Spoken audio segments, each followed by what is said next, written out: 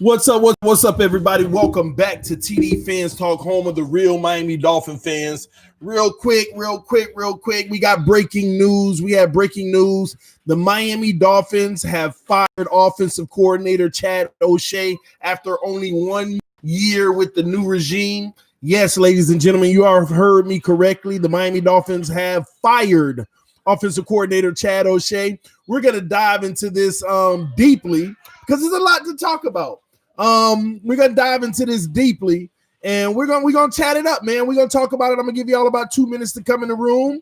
I'm waiting on the first mod to check in the comment section so I can give him a shout out. But shout out to Lisa Sobers being the first one in the room right now commenting. Oh no, EM Dolphins fan is the first mod to comment, so I'm gonna pass right over him and say Big Coaster's the first one. Wowzer. I knew that was coming. That's a good look. Jim Caldwell is probably going to be the offensive coordinator if he's healthy. I get that, but we're going to dive into this. Man, I should have did a panel on this. Nah, we'll do the panel when the time comes. But we're going to talk about this. I'm going to give y'all a few more minutes to come in the room. Wow, that was fast. In a minute, we got 90 people in the building. We're going to go ahead and get over 100, give some people some time to click it. But y'all got to hit that like button. And we only got 20 likes. Yeah, we're going to give y'all time to hit the like button. Greer and Flores ain't playing. All right, Keith, man, you said it best. You already know where I'm about to go with this because you know what? Before I start and go into my whole soliloquy about this move, everybody on Instagram, Facebook, Twitter, text message hitting me up. WTF? Are you serious? What's going on, TD? O'Shea, really? Why y'all surprised? Why are y'all surprised? Would TD have fired O'Shea from the outside looking in? Maybe not. But they're on the inside, okay? Not only are they on the inside, I'm going to tell you the reasons why he got fired and why he should at least be considered to get fired. Oh, we're going to talk about it. We're going to talk about it. Oh, we're going to talk about it, baby. Let me see. We 2 minutes in. We're going to get one more minute and we're going to get started. We're trying to get them likes up. We got 114 people in the room already and only 39 likes. Y'all show your love, man. Let's get these likes up, man. Man. Oh, my gosh. This is crazy. And by the way, he wasn't the only one got fired. Dave the Guglielmo got fired as well. We're going to talk about that too. Remember, he the one who replaced the one we already fired. Oh, we're going to talk about that too. And Tony Oden got fired, our safeties coach. So offensive line coach got fired. The safety coach got fired. And Chad O'Shea bit the bullet at the end of the day. Chad O'Shea bit the bullet. Man, oh, my God, we're going to talk about it. It's like, man, I want to hold off, man. Oh, this is going to be juicy. We're going to talk about this, baby. We're going to talk about this. So here's what we're going to do. Here's how we're going to run the format. I know y'all saying crazy day and y'all got a lot to say in the comment section. Right now, I'm going to go on my little 5, 10, 15, 20-minute spew on what I think happened. And then I'm going to go to the comment section and see what y'all talking about. Because I got to put my thinking cap on, man. Matter of fact, let me go ahead and give it about 30 more seconds. I'm going to go grab me a cup of something to drink because I'm going in and I'm talking about it. Y'all should be proud of these moves, and I'm going to tell you why. You should be proud of these moves. You should be more than proud of these moves than anything. Y'all don't get it. You don't get it. You feel like, oh, we're going to talk about it. I'll be right back. 30 seconds. You know what? This call for an angry boy. I'll be back in 30 seconds, man. Woo!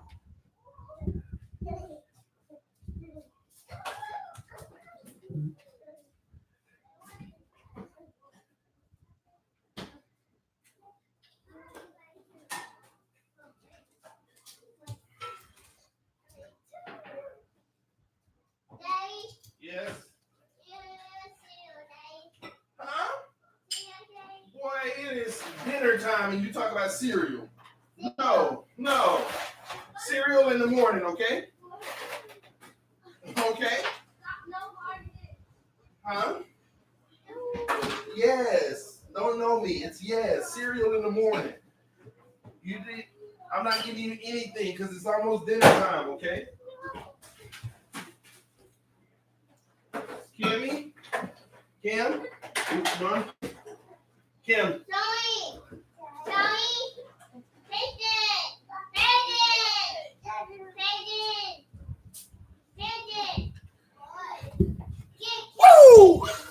All right. We ready, baby. All right, it's time to dive in. I'm going to go ahead and talk to y'all, man. And I see y'all talking about Graham should be fired. We're going to talk about that at the end, too, man. Y'all need to chill. We're going to talk about that, all right? But first and foremost, let me go backwards, okay? Tony Oden, let's get him out the way. Safeties coach. Listen, y'all. We didn't figure out until the end of the year that Eric Rowe needed to be played at safety a lot, you know? And shout out to Dareke Huggins with the donation. I thought they'd fire Graham before O'Shea. Ooh, you thought wrong, homie. But I'm going to talk to you about why. Yes? There aren't any, okay? All right, go get down before you hurt yourself. Get off of the chair. Get off of the chair. Tony, help him down. Thank you. Tony? Thank you. All right, my bad. So we're going to talk about all this because this is a loaded thing. But let's go ahead with Tony Oden real quick. Secondary coach. We didn't realize until the end of the season that Eric Rowe should have been at safety. We had the whole Mika situation and all that thing. It's kind of tough when you talk about the secondary, especially with all the injuries. But at the end of the day, guys, y'all have to realize these coaches were being evaluated just as much as the players. How many times did I tell y'all that? We kept talking about players and players and players. And I kept saying, guys, they're evaluating coaches too. Coaches are getting evaluated this whole season. And they felt like Tony Oden wasn't the guy. I don't know particularly why, because we didn't know anything in that regard. But I kept saying, y'all got to understand these coaches are being evaluated as well. I remember about 8 weeks ago, I said, you'll be surprised if some of these coaches don't be back with us next year. This is a New England type organization. And I ain't trying to make this is a New England type organization type thing. But we have principles. There is a blueprint that we are following, and I love it. You get the job done or you're not the guy. Tony Oden, they felt wasn't the guy. Now, Dave DeGuglielmo, they were perfectly in their rights to fire the offensive line coach because our offensive line was trash early in the season. Dave DeGuglielmo comes in. They start to get a little better, but the overall consensus is if we're going to fire this guy and put you in place, we need to see a drastic improvement if you're that guy. Here's your opportunity. Did we see a drastic improvement? No. We saw some spurts of improvement, but it wasn't good enough. Unacceptable. And let me tell you why he's a victim. Dave DeGuglielmo came on literally, he was interviewed and he said these words out his own mouth, and I knew something was wrong when he said it. He was right. He was right in what he said, but in this organization, zero excuses, ladies and gentlemen.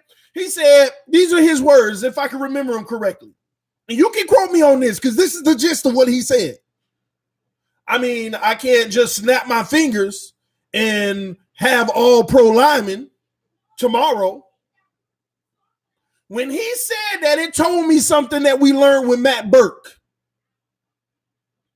He told me something that we learned with Matt Burke and Adam Gase. If you can't show us something with trash, then why are we supposed to give you credit when we get diamonds? If you can't show me what you can do with trash, then why are we supposed to give you credit when we go get diamonds? That's what it was. And for you to say, I mean, I can't snap my fingers and have all pro linemen next week and stuff like that. Oh, you're basically recognizing, oh man, these linemen ain't worth it.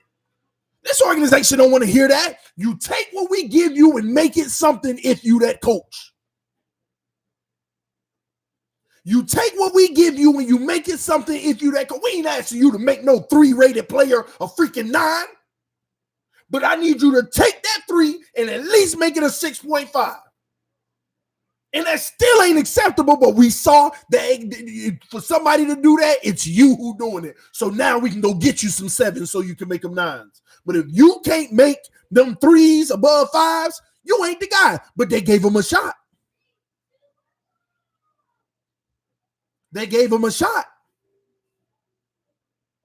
Look what he did with Andrew Luck's O-line. You act like they ain't invest money in that line for Andrew Luck after they had already got him abused enough. So Dave the Guglielmo, I was happy about the move we made for you to take over based off of your resume, ladies and gentlemen. And you had a head start because you was already in the organization watching what the last coach was doing and then automatically saying, oh, I know what moves I need to make. And you made the move the next day. And 1 week the line did well. And after that, it was just mix and match. We just couldn't find the chemistry. No consistency. Real coaches are going to build some type of consistency with these players, man. Zero consistency on that O-line. It is a shame that we can have guys like Bohm have an up week, then a down week, and an up week, and a down week. If he had an up week, we know he got the potential, but it's the coach's job to make that up week consistent. If you show us the potential, which Bohm and the guys like that had some good games, if we can see good games out of those guys like that, look, they done showed us a new ceiling. But why we got to wait every 4 weeks to see it? Oh, no, Dave, that's your job. I ain't going to continue on that. Dave is out of there. Dave is out of there. Now, to the big dog. Let me sip on this. To the big dog, Chad O'Shea. Shocked all these people. My timeline is still blowing up. Some people don't even know I'm live right now. I'm getting notifications.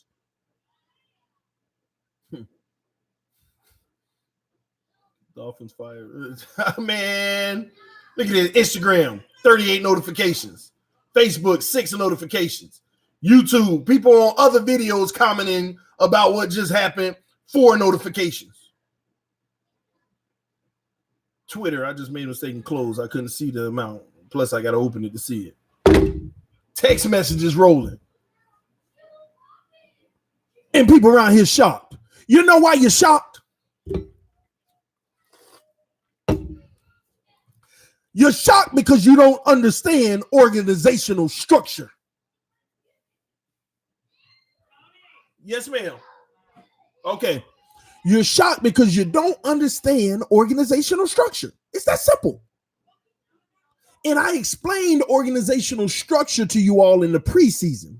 So it looks like we have to revisit this so you understand exactly why Chad O'Shea got fired. What is Brian Flores' job? We're not going to go upper management. We're going to go coach. Brian Flores. Brian Flores' job is to develop Chad O'Shea and Patrick Graham and oversee everything they do and insert themselves where necessary. Let's go down a level. Chad O'Shea and Patrick Graham is the next level. What are their job? Chad O'Shea's job isn't to call plays. He can be the play caller. That's fine. His job is to develop the offensive line coach, the wide receiver coach, the running back coach, the quarterback coach, the tight end coach, the fullback coach, whoever's on offense, their coach, and oversee everything that they're doing and insert himself where necessary. Do you see? Same thing as Flores, but one step down with a bigger responsibility. Same thing with Patrick Graham. So an offense, now all of this is only if you're running a organizational structure the right way. Now, other franchises that don't run an organizational structure the right way, they're just friends. See, Matt Burke should have been fired during the season, but he was Adam Gase's friend. O'Shea, there was nothing that warranted that he needed to be fired during the season, but after the season, Flores made the right move. This ain't no Chris Greer move. There's only one person has the right to make this call, and a matter of fact, when he makes this call, Chris Greer is calling him in the office. Are you sure? Can you give me your thought process on why? Because that's Chris Greer's job. His job, Chris Greer's job isn't to tell Flores what to do with his team. It's just like Flores' job over O'Shea. His job is to develop Flores, oversee everything he does, and insert himself where necessary. That's organizational structure. So when Brian Flores met with O'Shea, Brian Flores came and he said, "Yeah, it looks like I'm going to make the decision to go ahead and move on from Chad O'Shea, Dave DeGuglielmo, and the safety coach, Tony Oden." And Greer said, "What's your thought process behind it?" And let me tell you why Greer has to ask those questions, because Greer has to go back to his computer and say, Flores made this decision, that decision, and this decision. And here was his reasoning behind it. So that he can build up a file for Flores and the decisions that he's making as a head coach.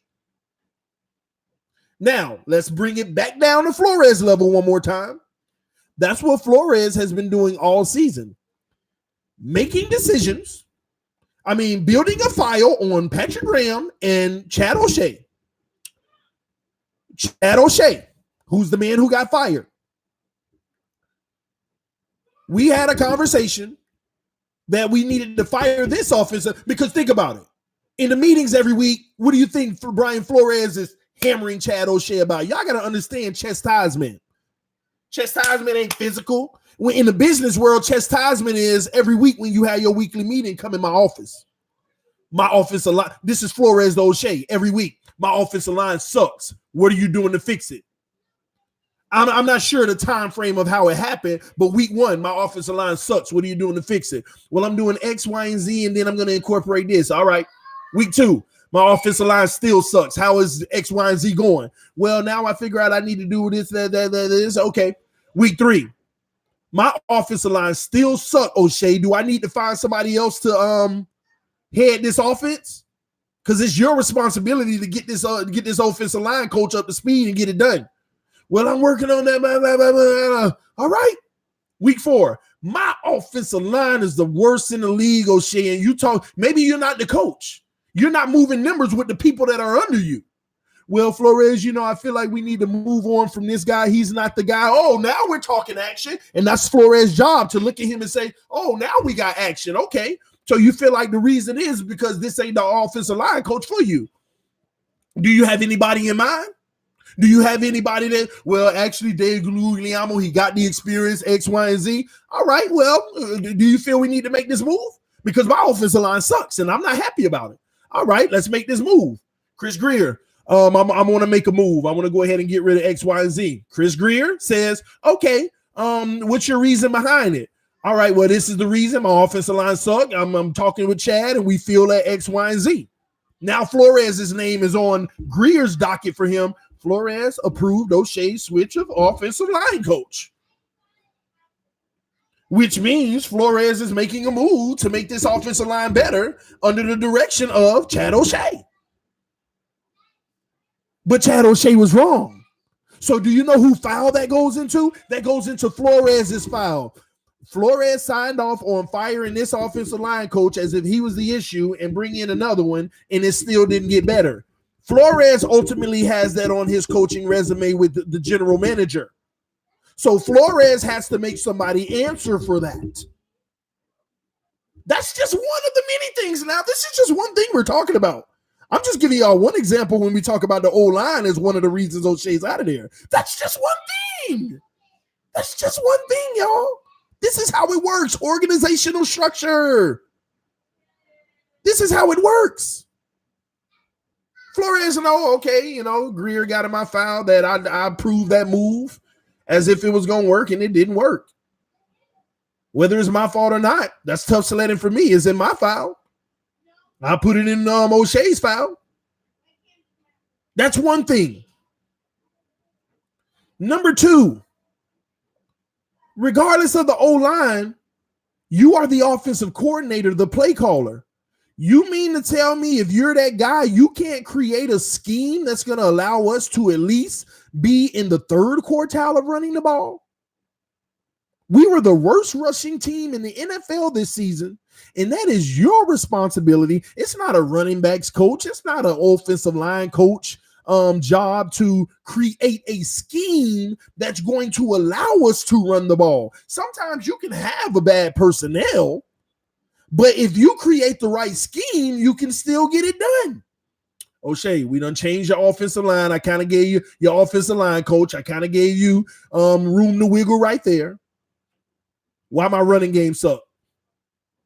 Well, I just feel like that, and we're still working on it. Okay, next week, Dave, my running game still sucks. Well, you know what? I really think that we should go with Mark Walton, X, Y, and Z. Okay, well, let's go with Mark Walton. We go with Mark Walton. We seeing some success. O'Shea, I see the slight improvement. Going with Mark Walton. I see that he's running well. I see what you're doing on the old line to a degree. But at the end of the day, it didn't sustain. Flores ain't no idiot. It ain't Mark Walton that was making the running game better. Yeah, he's talented and versatile. But for the rest of the season, you got Balaj, Patrick Laird getting met in the backfield. Come on, when I watch Flores is sitting there like when I watch film, I could see if those guys got a hole and they're just misreading stuff, but they're getting met in the backfield every single time. Every single play, the ball is hiked, the running back gets it, and he sees somebody in his face already. That has nothing to do with which back.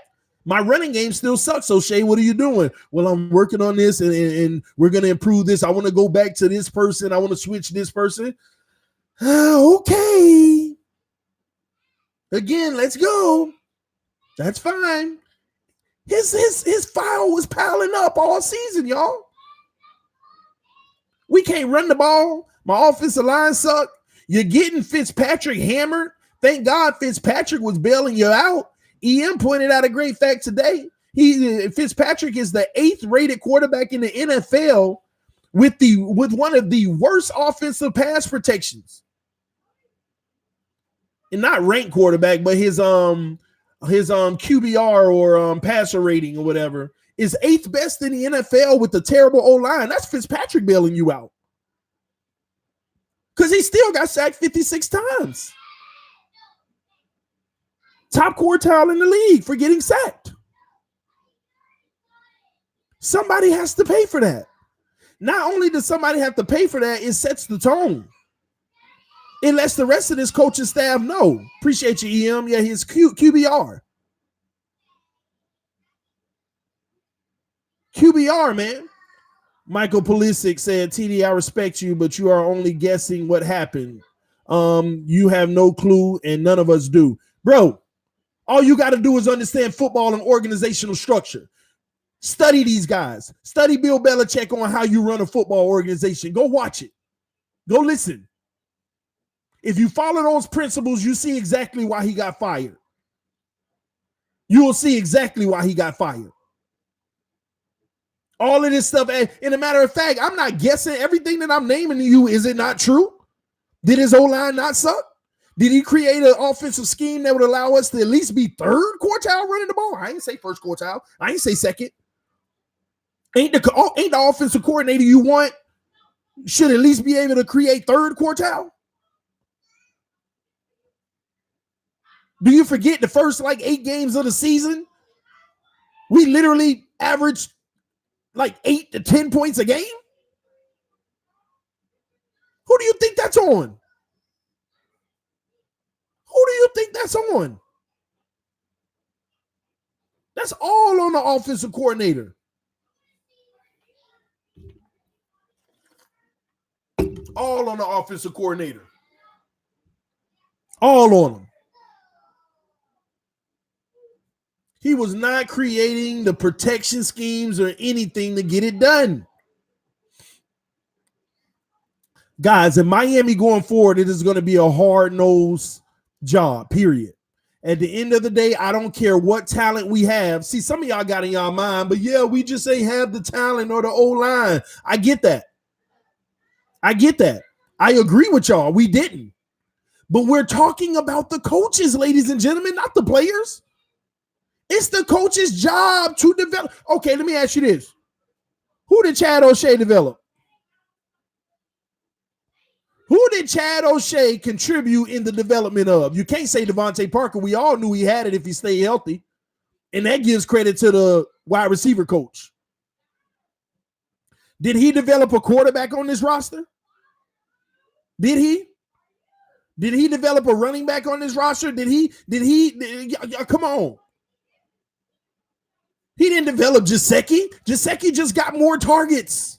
And he had a guy like Fitzpatrick who could escape the pressure more. If I said this to EM earlier. I said if Tannehill was under this team, he might have actually been sacked more than Fitzpatrick because I continue to tell y'all Fitzpatrick has better escapability than Tannehill. I concede that. I concede that. There are a lot of problems we had on this team. Attributables, like Meyer said. That's a major reason why we weren't successful on offense, because of the attributables. But guess who can't use attributables as an excuse? The only people that is not allowed to use attributables, because it's their job to eliminate attributables.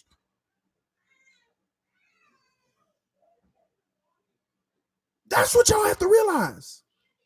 If we're talking about a player, yeah, it's attributables. He can't do this if he ain't doing that. He can't do this if he ain't doing that. But it's the coaching staff's job to eliminate attributables. What attributable did Chad O'Shea eliminate this season, ladies and gentlemen?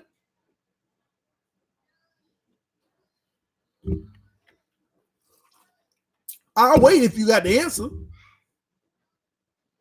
Somebody said, have you heard the news about Howard?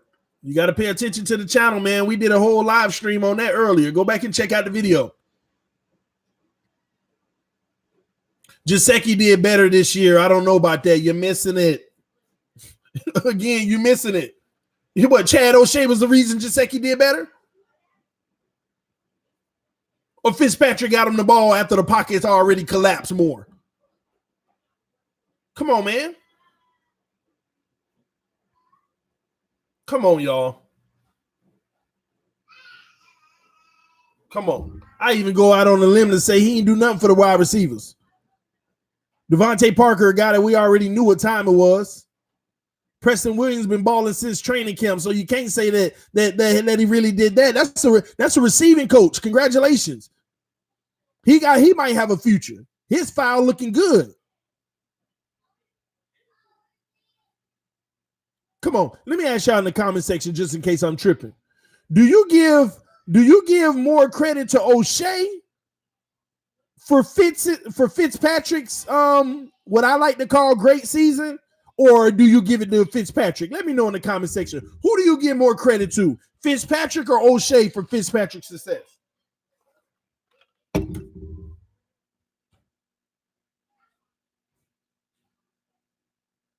Fitzpatrick. Fitzpatrick makes everybody better in a sense of receptions. Fitzpatrick. O'Shea. Jay say O'Shea. Okay. Attributables isn't a real word. Graham screwed up Minka. Man, we're going to talk about that too. Fitzpatrick, not Patrick. Fitzpatrick. Now, what about Gesicki? Do you give more credit to Chad O'Shea or Mike Gesicki? Do you give more credit to Chad O'Shea or Mike Gesicki? Or Fitzpatrick, excuse me, not Gesicki. Do you give more credit to Fitz or Chad O'Shea for Gesicki's success? And let's be careful about what we say in regards to Gesicki's success. If you think Gesicki done reached his peak and he's arrived, oh, you got another thing coming. If you don't think his ceiling is higher and he should even get more targets, then you are tripping. We were happy he got catches and his name was brought up a lot more this year. And I think people feel like Gesicki has arrived because it's more than the past. But no, this ain't the Gesicki we want.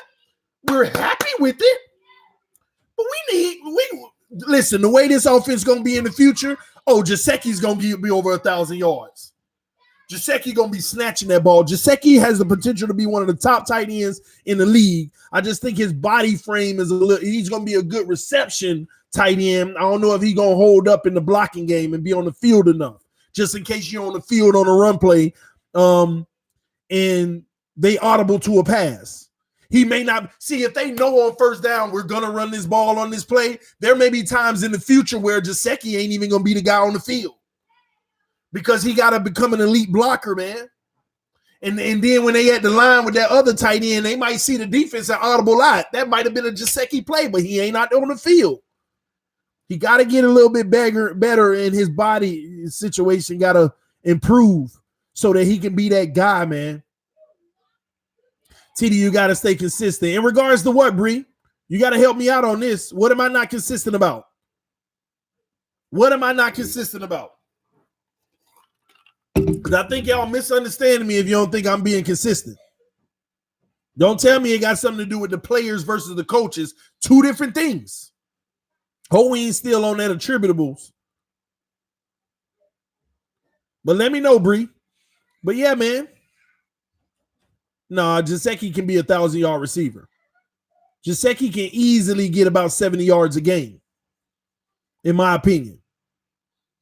That's all it is, if I'm not mistaken, 70 yards a game to be a 1,000-yard receiver. Yeah, he can do it. He can do it. Anyone notice that Fitz played better this year? I told y'all that, though.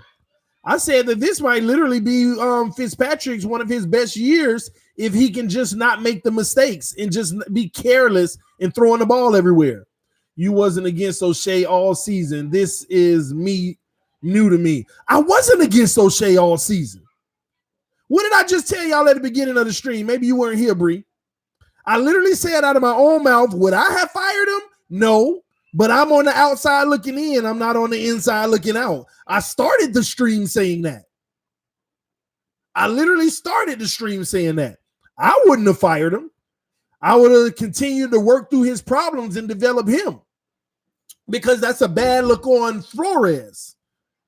Firing a guy that you basically kind of decided was the guy for you. And because that's the part that I can't give O'Shea, I can't give Flores a cop-out on. I can't give Flores a cop-out on this because it's also his job to develop O'Shea and Patrick Graham.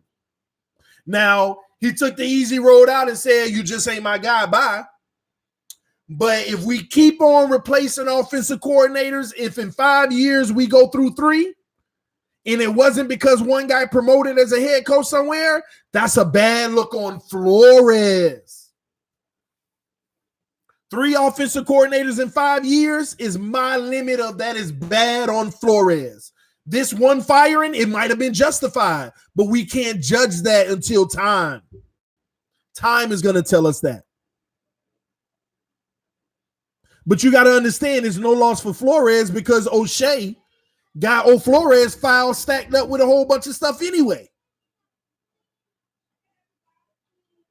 That's how it works. It's how it works. People forget that this is an organization.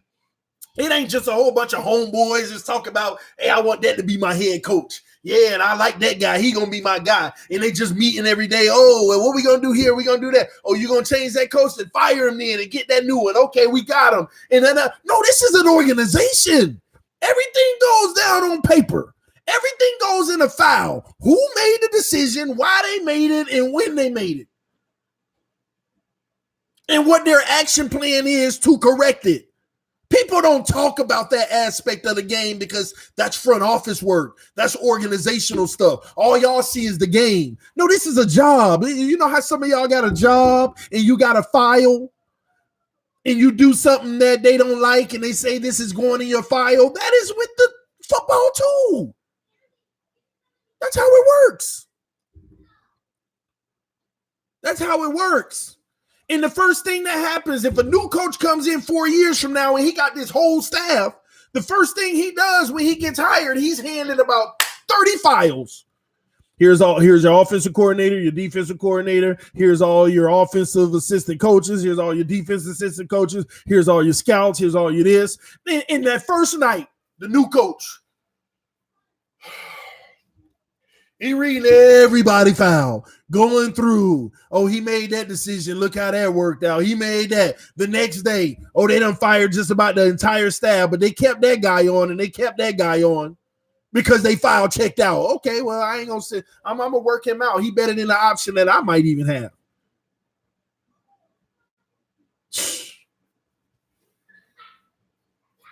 Let me ask y'all this, and for those who disagree with this assessment, I want to get y'all take on this. What has Chad O'Shea done this year that would make you feel like he should have been the head coach next year? I'll put it on y'all. How about y'all tell me in the comment section? Chad O'Shea did this.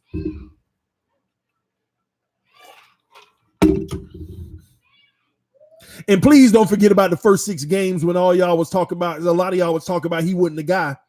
And I was saying, give him a chance, give him time. He's new. He has to develop too. Remember, I was defending O'Shea. He needs to develop too. They're all being evaluated. Y'all don't remember me saying that to y'all?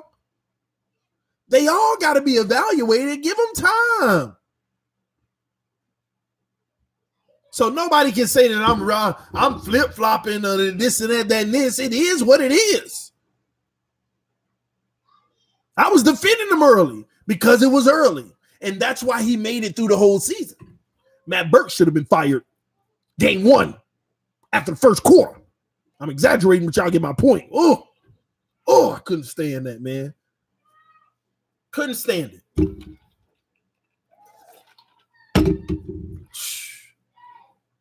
Oh, that's what he did.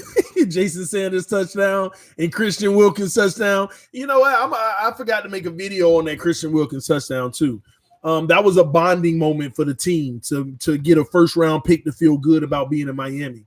I hope y'all know that. You're not exaggerating. I'm just making sure because people say I just hate on people. I'm being biased. I'm not defending O'Shea. Yeah, you're right. No profanity, man. I'm sorry. I won't say I won't say Matt Burke again, y'all. I'm sorry. Oh, I did it again. Sorry for cursing, y'all. Man, that was special teams, coach. You're right. You're right. It wasn't even him, man. You okay, TD? Chad O'Shea play calling is horrible. I thought it got better, but early on, man, it was atrocious. And I was defending the man. Give him time. He's a first-time guy. Give him time. He got to develop. I was one of the main ones defending him. Now, let's move on real quick because if you don't see what I'm saying to y'all, it is what it is. It is what it is, man. And people have to understand that he was he was actually a wide receivers coach.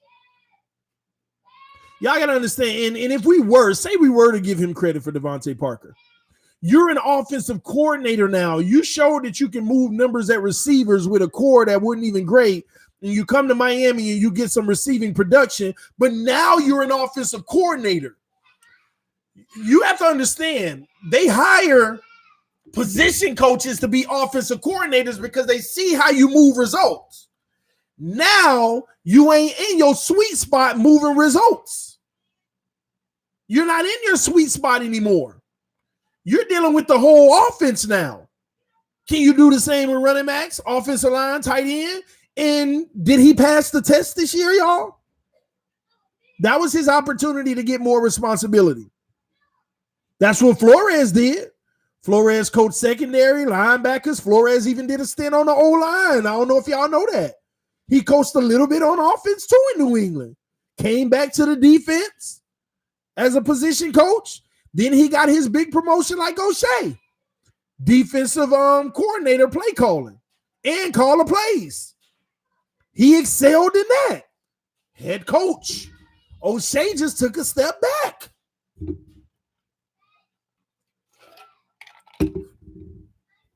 He just took a step back. TD, I heard O'Shea wanted to draft Tua, so Flores fired him. Man, if that came out, if that was actually true, I would actually like that to be true. But anyway, oh my gosh. Y'all gonna make EM sick, man. The NFL is getting weird. This firing coaches in year one is ridiculous. I understand that, Bree, but I disagree. Firing a head coach in 1 year, I believe, is ridiculous. I believe that's ridiculous, firing a head coach in 1 year. But a first-year head coach firing an offensive coordinator in 1 year, there's nothing ridiculous about that at all. Matter of fact, it gives that head coach a little more credibility. Zero tolerance. You get the job done or you don't belong here. That goes for players, coaches, it doesn't matter. Period. TD, do you believe Jim Caldwell will become new OC since Chad O'Shea has been fired? I'm not sure, y'all. I'm not sure. And I wouldn't be surprised if Jim Caldwell wasn't the one who also made the recommendation. Now I'm speculating, but all this goes into play. They have meetings about this. You think it was just a case of Flores? Hey, I want to get rid of O'Shea. All right, bye. They had to meet about it. They talked about it. They weighed their options. They said, are we sure this is best? TD, we hiring Nick Saban as an offensive coordinator, man.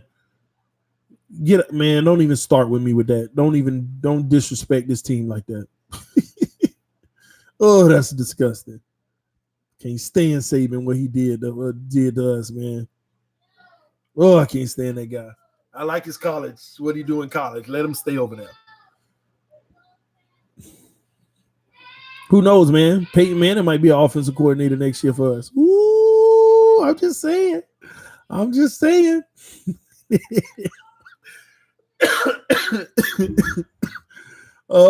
let's go over the defense real quick, guys.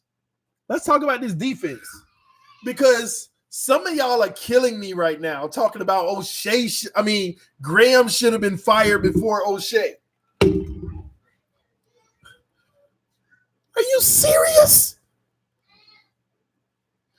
Do you realize the accomplishments that have happened on the defensive end of the ball this year?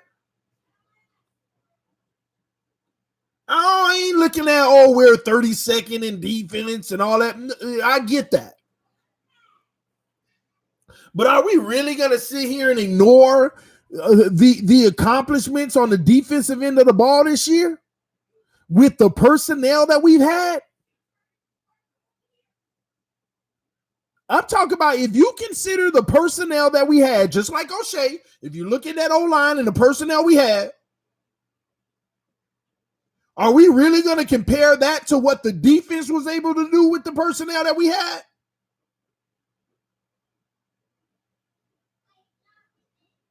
Graham had a terrible first 6 games, just like O'Shea. But who was ticking on the up as the year went on and on? Who did we actually see improvement from as the year went on and on? Who kept getting burnt with soft coverage and finally got it right with press coverage for the majority of the rest of the season? Who started to fix their flaws, but we didn't even notice it? We were just happy that it was better play.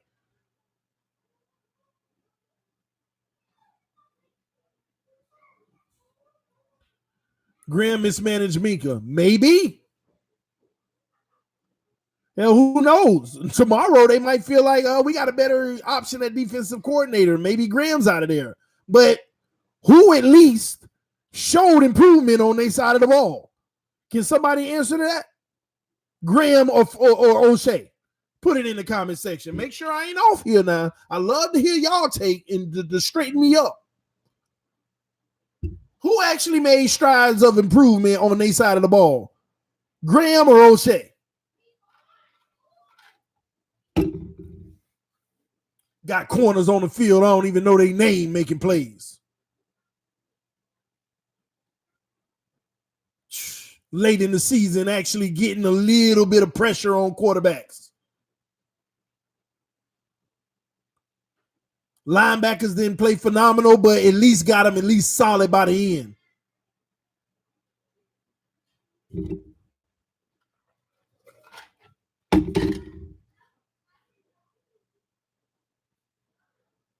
Got people not named Charles Harris or Taco Charles back there in the backfield making plays. Actually stopping a few people on third down.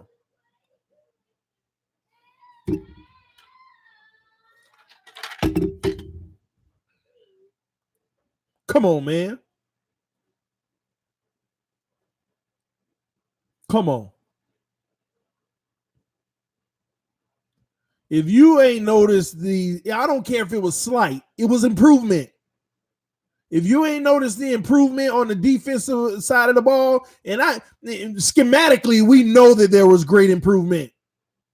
The last 8 games, schematically, this team had great improvement. Personnel-wise, constant improvement from certain players.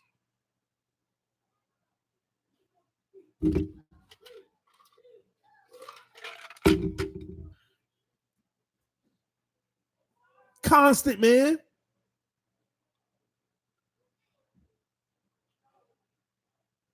I don't know. Y'all know me, man. I could be off. Correct me when I'm wrong. Acknowledge me when I'm right. So tell me in the comment section right now. You wrong, TD. You right, TD. Let me know. I just want to post to see what y'all think. I want to post to see what y'all think. Let me know in the comment section right now. You right, TD? You wrong, TD? Put it in the comment section.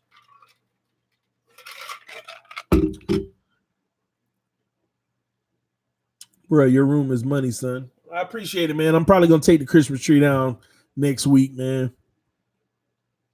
Probably next week.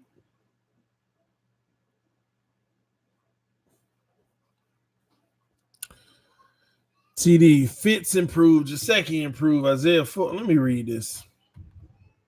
TD, Fitz improved, Gesicki improved, Isaiah Ford improved, and didn't we see improvement in several O-linemen? The O-lineman part negative. Let me tell you why. First of all, with the Fitz, we already answered that question, New York Blackout. Fitz improved, that was all Fitz. Gesicki improvement was the fact that Fitz got off and gave him more opportunities. Gesicki has always been a victim of attributables. Even last year with Adam Gase, he didn't get the targets, number one. Number two, anytime it was supposed to probably be targeted to him, the O-line never gave him time. So Gesicki was going to improve regardless because Fitz create more time in the pocket. Isaiah Ford improved. Bro, he was balling since, first of all, they don't even work with them practice squad guys. Chad O'Shea don't even work with them practice squad guys. He came in the first day when they moved him up. The first game, he actually made some plays. The first opportunity he had, they ain't had no time to improve him. Isaiah Ford is so polished on this team. He know this team in and out. He knew the whole playbook. He just came in doing what he knew he could do. Honestly, Isaiah Ford's always been this guy. He didn't improve. He's always been this guy. The difference was he wasn't going to beat out Albert Wilson in the last few years. He wouldn't beat Jakeem Grant in the last few years. He wasn't beating Devontae Parker in the last few years. He wasn't beating out Kenny Stills in the last few years. He wasn't beating out Butler in the last year. That's why he's been here so long on the practice squad, because they know he's a talent. He just ain't been able to beat those guys out, and rightfully so. So we can't sit here and say Isaiah Ford improved. No, he showed up when he finally got his opportunity. That's what that is. Isaiah Ford has proved at the end of this season that, yes, you have a great chance of making the 53-man roster next year. That's a fact. So I'm not going to sit here and say, oh, they improved because of O'Shea. He's been that guy. He's been that guy. He wasn't making the roster over Preston Williams either. That's 6 receivers I just named. How many did we carry? 6. That's why. That's why. Now, if we went into camp right now, he might make the roster over Albert Wilson with all them drops. He would make the roster over Jakeem Grant if he ain't back healthy. But y'all get my point.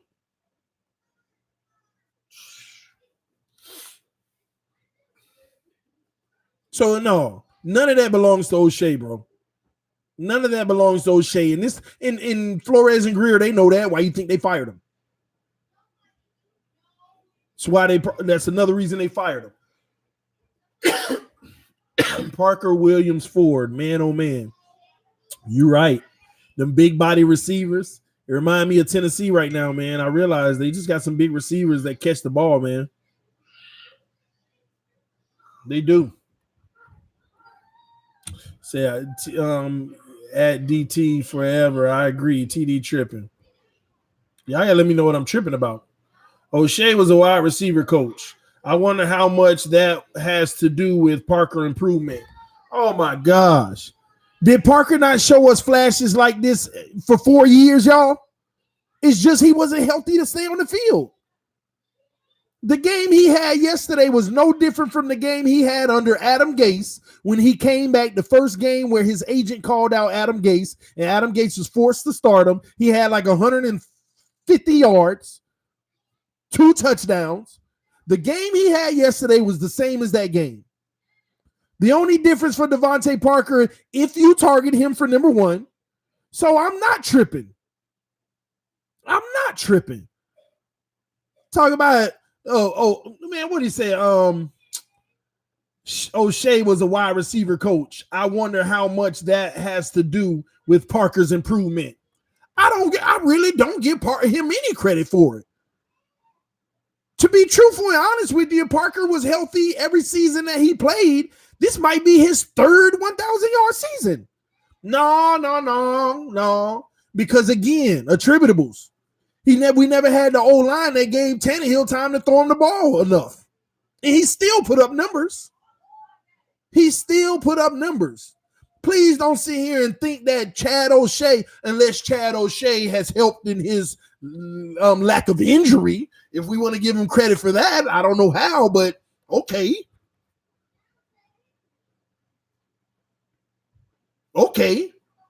And Tannehill isn't a guy. Tannehill has never been a quarterback that's going to throw you the ball and say you one-on-one, even though you covered, go up and beat your guy. Tannehill has never been that guy. Tannehill is if you open, I'm striking it. And Devontae Parker, half of his yards this year, he wasn't even open. He just went and got it.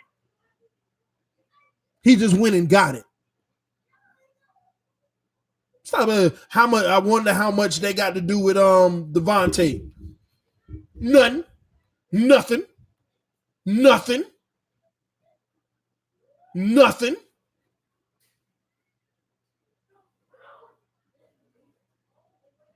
Maybe O'Shea should have been focused on getting Albert Wilson to catch the ball. We knew we had a good receiving core coming into this season regardless. Now, if you want to give him credit for early development on Preston Williams, I'm not going to argue with you on that because I didn't study Preston like that to say, oh, this kid, I knew he was talented. But to go and to keep up with these guys in the NFL like that, I mean, I don't mind giving O'Shea credit for that, even if he don't deserve the credit for Preston Williams. I don't mind giving it to him for that because Preston Williams ain't had no sample size against cornerbacks in the NFL to say otherwise. And to be a guy that you undrafted guy to pick up like that, maybe we could talk about that. Maybe we could say O'Shea did wonders on Preston, maybe. And I'm just giving you a bone to even do that.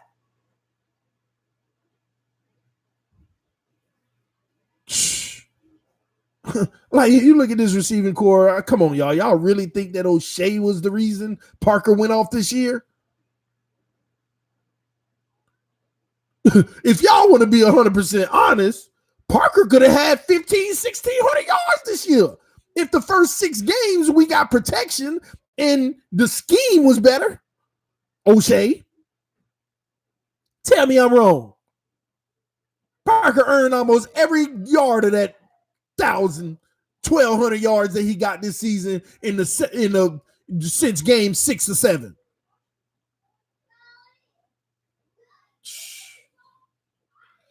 Chad O'Shea helped Devontae polish his skills. Devontae was a beast before O'Shea. I agree, but to say O'Shea had no difference with these receivers is insane. To say that he did have a difference is insane.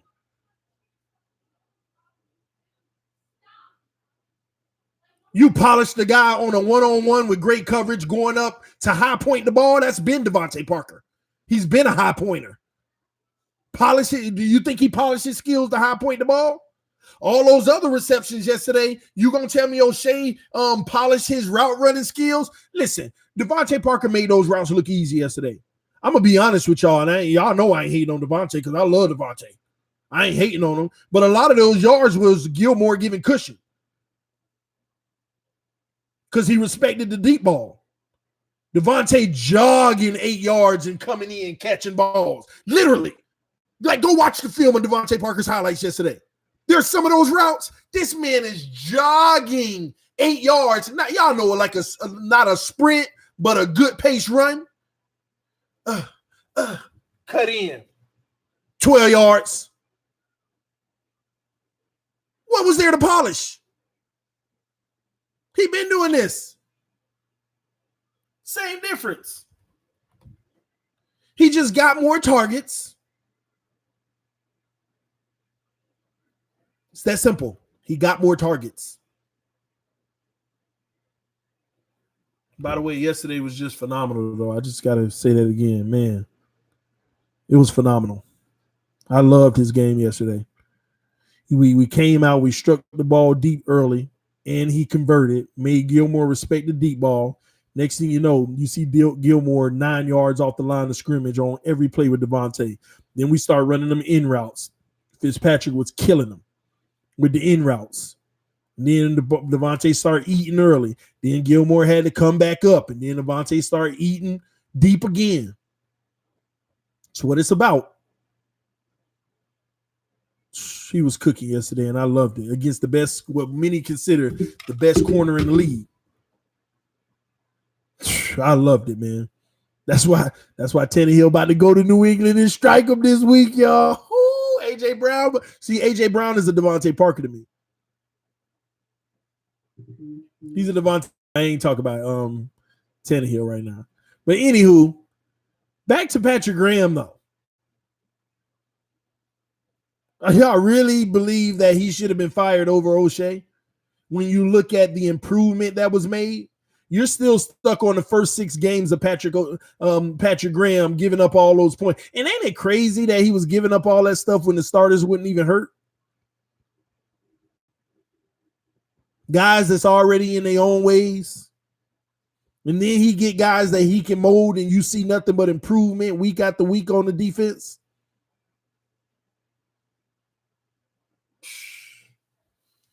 I believe both should be fired. And you know what? If they fire both, I wouldn't be mad.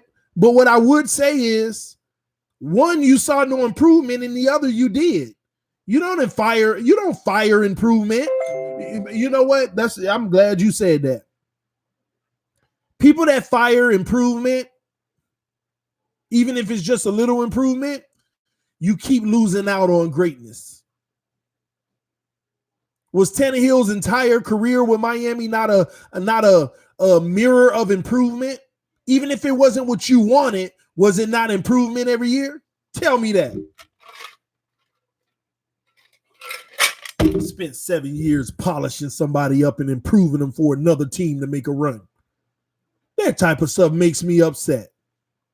Spend 7 whole years improving and polishing somebody up just to give them away at the end. To say, here you go. Here you go. You got the most polished guy ever. He done been through it all. The fails, the falls. Like Niagara. And he get right back up like Niagara. That was a lyric from a rapper. Been through it all. The fails, the falls, like Niagara. But I got right back up like Niagara. I'm just saying. That's Tannehill, man. What if Tannehill goes to the Super Bowl? 420 Fuego? Listen. I ain't saying that's going to happen. But listen. If he went to the Super Bowl,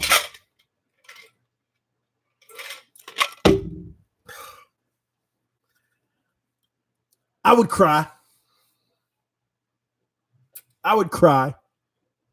Not in anger, not in happiness. I would just cry. I would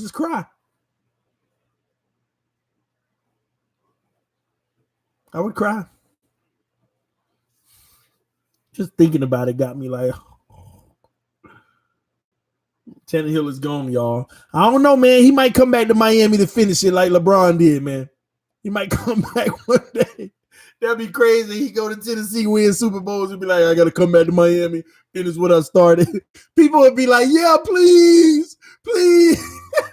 Tannehill, hey, that'd be crazy. The next 4 years when he get a deal, he win like 2 or 3 Super Bowls, and they be like, he gonna be a free agency, and they thinking about going younger.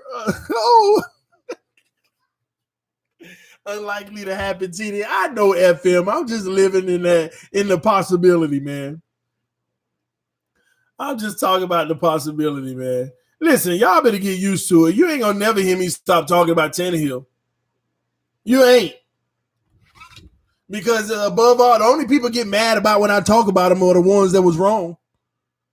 Them the only people get mad about when I talk about Tannehill is the ones that was wrong. That's it. Oh, he ain't a Dolphin no more, man. Stop talking about him. Yeah, you were one of the wrong ones. You're one of the mad ones.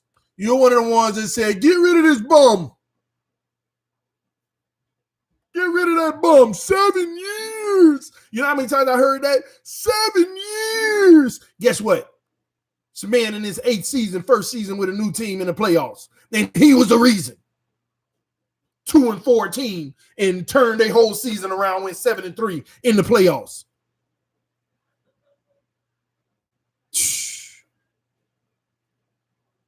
TD, can you please put the link in the chat so I can talk to you live stream?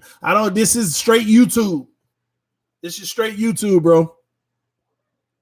Straight YouTube. 58 sacks this season. You know what's crazy about that, Jose Cruz? Is actually, by the way, it's actually 56. Just so you know. But you know what's crazy about that? No, I ain't gonna do it. I'm gonna save it, man. I'm gonna save it. Yeah, 56 sacks this season. Tannehill got sacked 56 times. I ain't gonna lie. You know what's even crazier, y'all? I'm just gonna say this because I'm gonna leave EM alone. And if you're watching EM, I'm gonna leave you alone, bro. But you know what's crazy? Tannehill offensive line is ranked number 32 in the NFL for pass protection. Did y'all know that? They are ranked number 32 in the NFL for pass protection. PFF ranks Tennessee Titans, not the Miami Dolphins, and you see how abysmal we've been. PFF has the Tennessee Titans ranked number 32 in the NFL on pass protection. So technically, when you're throwing the ball, the Tennessee Titans has the worst offensive line in the league.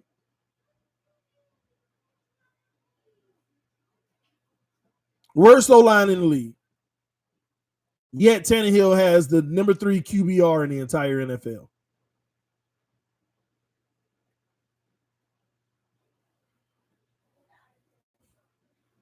Yes, you're right, EM. He does have a running game to offset that.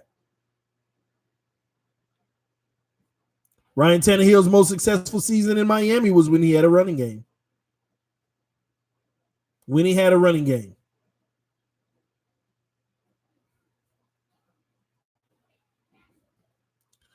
Zero pocket presence. Delusional. You don't even watch Tennessee games and say this man ain't got that this man got zero pocket presence. Tannehill done escaped more stuff than ever this year. His pocket presence is actually way better this year. Way better this year.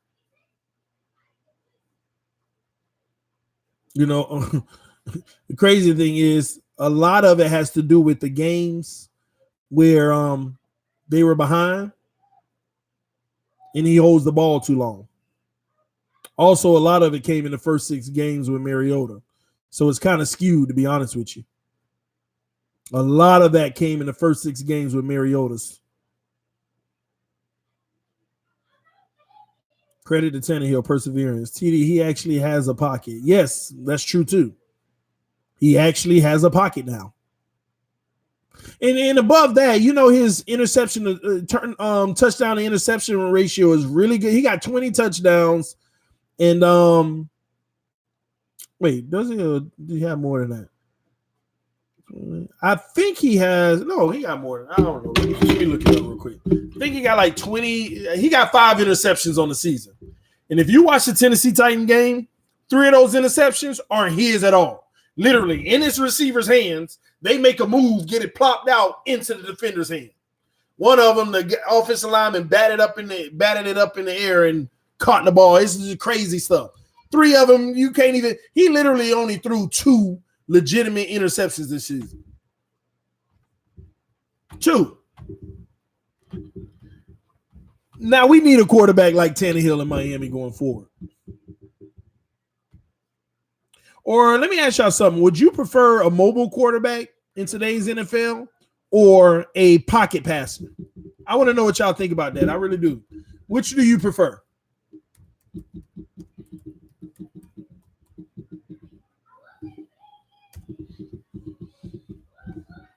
Tannehill is a game manager, bro. I agree with that. He is one of the best. One of the best at it. Mobile, Trevor Lawrence. You talking crazy, TD. You got to tell us how I'm talking crazy so we can have a discussion about that. We don't just leave comments like that and think we're going to give it validity. Mobile. Elite. We need an elite QB. Y'all still on that pocket passer. Dual threat. Mobile. Dual threat. Give me 10. Mobile. Wow. Y'all funny, man. Wow. Okay. He got 22 touchdowns and 6 interceptions. Maybe I was wrong. 22 touchdowns and 6 interceptions. He's thrown for 2,800 yards in 10 games. Let's see. 2,800 divided by 10 is 280 per game. 280 per game. So if he played those 6 games, 6 times 280, I'm just trying to see what pace he would have been on. Calculator. 280 times 6 plus, what does he have? 2,742. He was on pace. If he would have started this season, he would have basically had a 4,422 yard season. He would have threw for 4,422 yards this season. He also would have had 2.2 times 6 plus the 22. He would have had 36 touchdowns and 9 interceptions. Would y'all take that? 4,400 yards, 36 touchdowns, and 9 interceptions? I would. And 70% completion percentage. What a year, man. What a year. No hurts. But anywho, man, that's there you all have it, man. I'm just kicking the breeze with y'all right now, man. There you have it. Chad O'Shea is out of there. I'm kind of sad. I wish they would have gave him longer, gave him time to correct his things. But again, y'all have to, if you want to take anything from this video, here's the one thing to take from it with Chad O'Shea's firing. Do you want an offensive coordinator who looks good with everything around him? Or do you want an offensive coordinator who know how to make no names work? That's what you should take from this. Chad O'Shea firing. Can you get the job done with less than average, what many consider talent, and make them at least average or above average talent? Or do you want an offensive coordinator that can probably get it done with everything around them? That don't work for coaches, y'all. It works for players because it's an attributable game. But for coaches, they don't get that. Don't like it. I understand. Did you hear about Xavier Howard? Yes, you got to go check out the video I did earlier on it. It's already up. Y'all go check it out. Check out the video earlier, guys. Hope this is the right move. Time will tell, New York Blackout. Time will tell. At the end of the day, you also have to ask yourself, can it really get that much worse? Can it get that? I mean, this was a really thought about move. So I respect the move they made. Time will tell. We'll find out, man. We'll find out. TD them Rams, though. Yes, of course it can. It can get worse. Of course it can. It can, but the thing is, we're about to have an offensive line. We're about to have a much better offensive line, if you ask me. We should. We're going to have a better offensive line, guys. I told you on the Ross, as an owner, this team is dysfunctional. All he does is hire and fire. That's what you're supposed to do, Nick. Hire and fire until you get it right. See what you fail to realize, Nick, is in 5 years we can hire and fire 10 people. But it's better than hiring and firing 10 people in 30 years in the same result. See, if you suck for 5 years and you hired and fired 10 people, that is so much better than sucking for 20 years and you done hired and fired 10 people. Because that means you let too many people overstay their welcome. We're closer to finding the right person by hiring and firing until we do than holding on to people just saying, 7 years, like y'all want to say about Tannehill. It was 7 years. And he's a businessman. He's doing it the right way. It's a business. Are you getting the job done? Yes. You're hired and you can stay. You're not getting the job done? You're fired. I'll find someone who can. It's a business. This is a results-oriented business, not emotions and feelings. Oh, I like that guy. Why would they do that? Yeah, he wasn't the greatest, but Never heard you say anything negative about O'Shea until today. Please explain your point, TD. 420 Fuego, you're like the third person to say that, and I've already answered it. Number one, and the last time I'm doing it before I get out of here. Number one of y'all asked me when I first started the video, would you have fired him? I said no. But I'm on the outside looking in. But I understand the reasons they did. The only reason you didn't hear anything negative about O'Shea from me was the simple fact that I believe in giving people time. He didn't do nothing to impress me this year. But I also believe in giving people time. But I also respect the notion of letting them go because Patrick Graham, you saw the improvement on the defense with no names. On the offense, you continued to have a whole bunch of chaos. We didn't know who was going to be good in what week or who was going to be a consistent staple. The only guy we knew that would be consistent, and we didn't know that until 4 weeks ago, was Devontae Parker. We didn't know that until 4 weeks ago when we were like, Devontae going to eat today. This is the only guy on the whole offense, not even Fitzmagic. We didn't even know he was going to be consistent until 4 weeks ago. You ain't got a single person on the whole offense you knew was going to be consistent all season until 4 weeks ago, maybe even 3. On the defensive ball, we can beg to differ.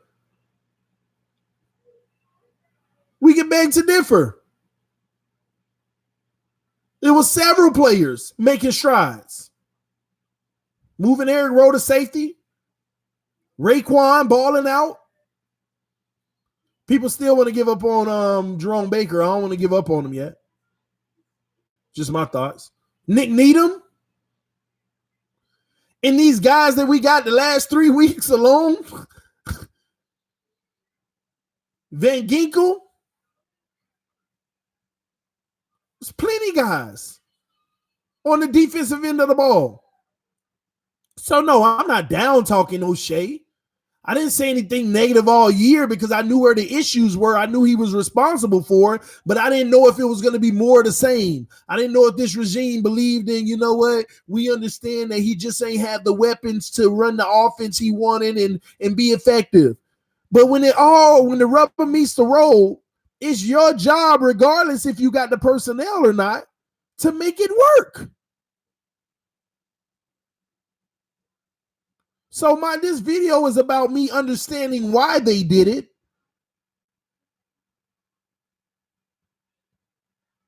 Not to defend why I never said nothing before about it. Because I thought that maybe they would give him next year with a good O-line, but it makes all the sense in the world to me. Hey, basically you'd be hiding behind a good O-line.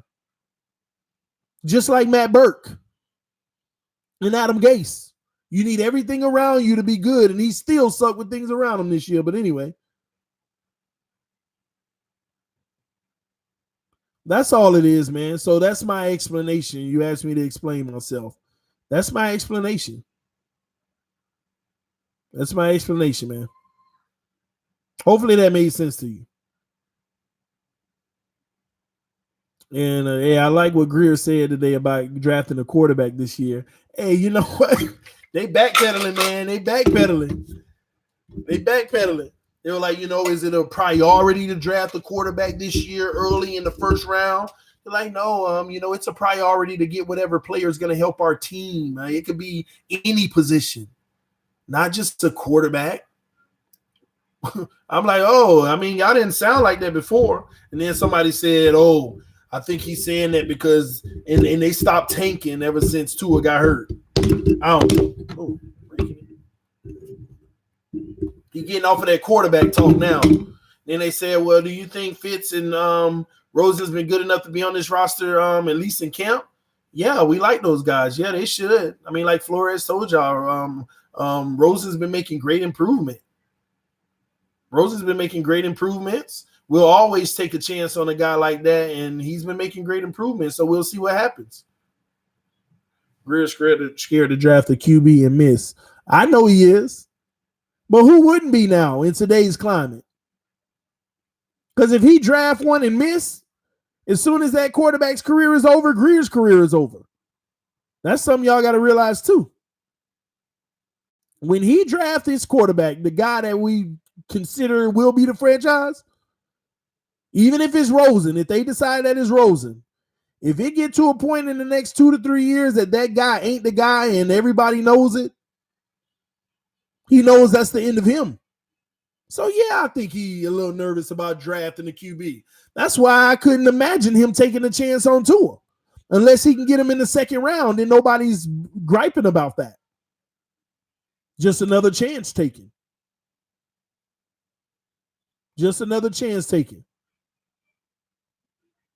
I want to see Tanny light up the Patriots on Saturday. That would be great. Don't they play Sunday, or am I wrong? I thought they're Sunday at 1 o'clock.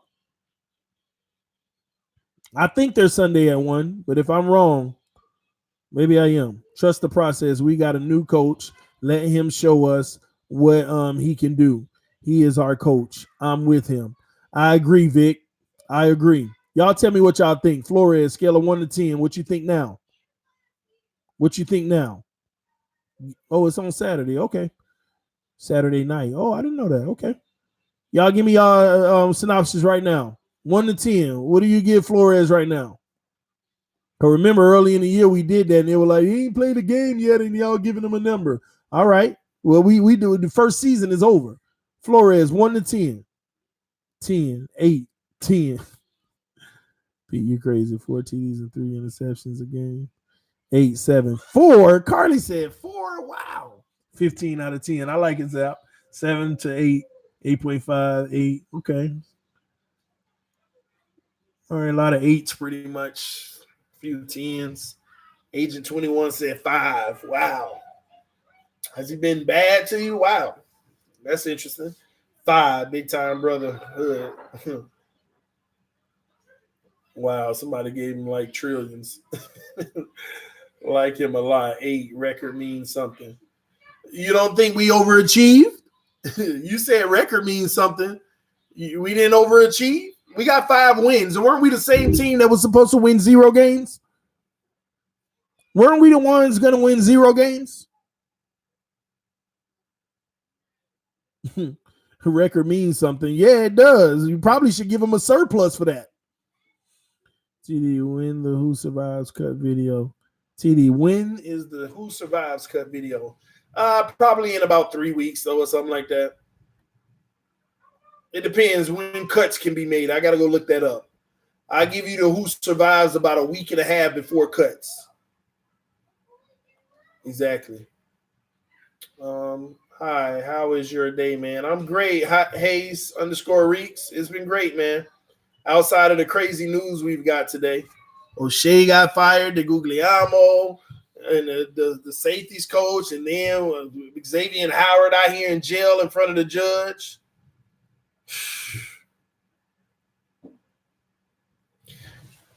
We might really be going after Ngakoue, y'all.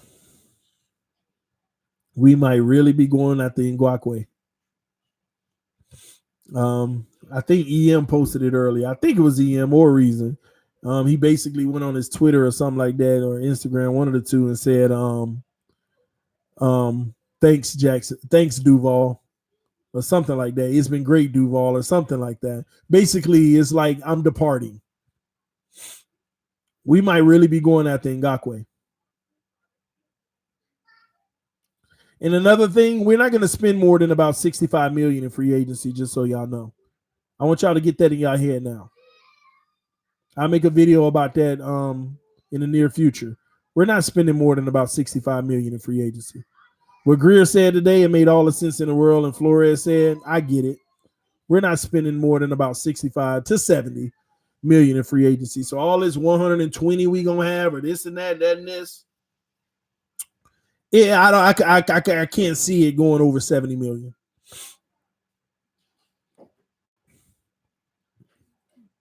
Yeah, it's not. But that's good. That's enough. It is. You're right, Ian. That's enough. Agreed, TD. Dolphins should build around Fitzmagic. I honestly feel like Fitzmagic should get another season, because if y'all look at what we did this season, imagine if he had an O-line in a consistent early on defense with the pass rush. I'm just saying, can Fitzpatrick go out and get him a Flacco type season?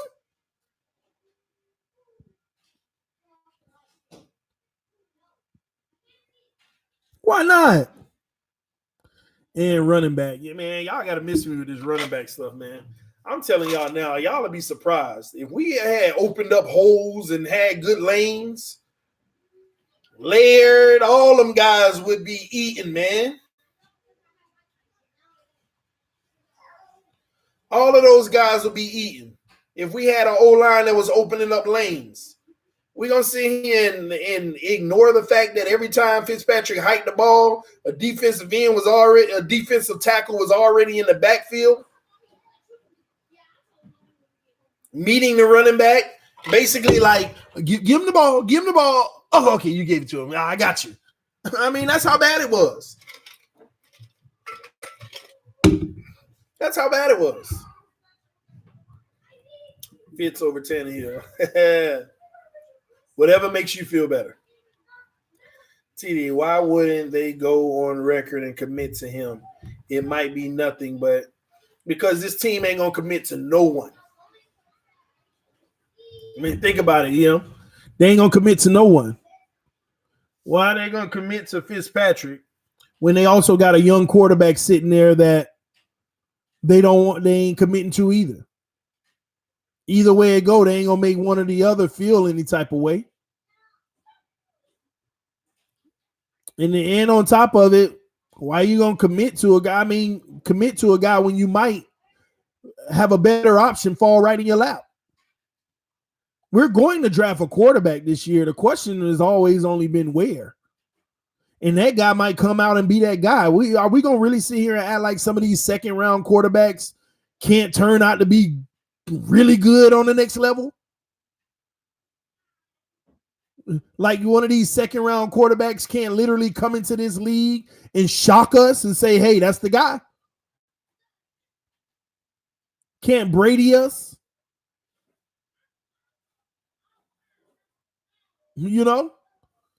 So why commit? We don't even know. They haven't even started the evaluation process. That probably starts tomorrow. Today they firing people they need to fire. Tomorrow they're going to start talking game plan, who stays, who goes. And they're going to have their answers. People, they got to do exit interviews still. They got to do all their exit interviews. Drew Brees was a second-round quarterback. Point exactly. So, no, you can't commit to a guy his age above anything, for sure. Even if he's going to be the starter next year. I ain't opposed to Fitz starting next year. Get him an O-line and a run game. Ooh, boy. Ooh, man. Now we got some Devontae Parker play action. Chidi, as long as we have a 7th round pick as the GOAT in the NFL history, the QB can be found in later rounds. Fins up. Can't argue that. How you feel about Justin Herbert? I like him. I like a lot of these quarterbacks, guys. Justin Herbert, I like him. See, just because, some of them may have up and downs in college or people talk about their flaws. These are 21, 22, 23-year-old kids that can be developed.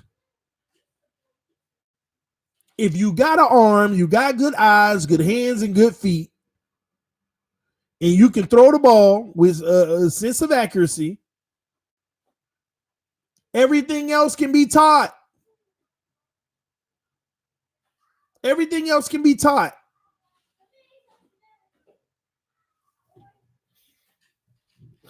And in the right scheme, you could be one of the best quarterbacks of all time.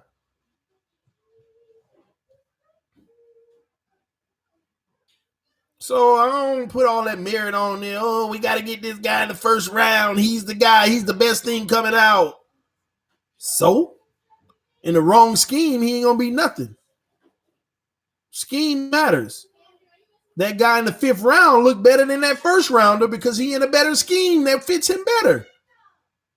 People think the first round quarterback just supposed to fix the number 1 overall pick, just supposed to be able to handle any scheme. No, all you've seen is him is the scheme that's in, and then people be like, oh, he runs a pro style scheme. What the hell is a pro style scheme? All these different schemes in the NFL. The team that you say he don't run a pro style scheme, it's teams in the NFL that run it. So what are you talking about?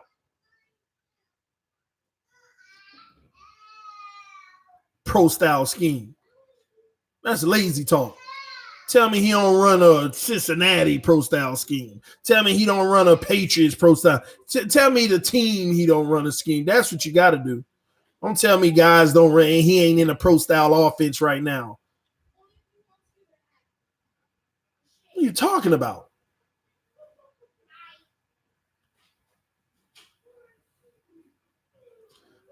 I prefer a Dwayne Wade type player. One that has talent, but nobody give him the national recognition, and he come earn every bit of it.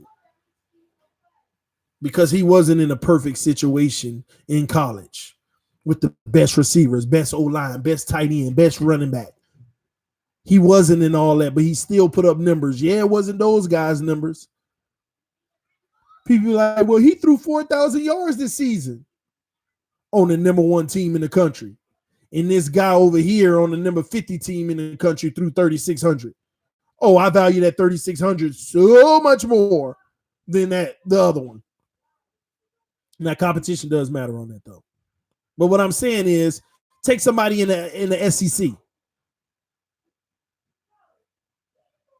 Take somebody in the SEC. Take Tua Tagovailoa. At his best, whatever his best yardage was, whoever the bottom team in the SEC is, so I don't care if it's the worst team ever, whoever the bottom team in the SEC is, if that quarterback threw 80% of what Tua threw, I would respect that even more. You're in the bottom team, but you're playing the same competition, and you put up 80% of what that guy who got everything got in the SEC. Oh, I respect that more. I respect that more.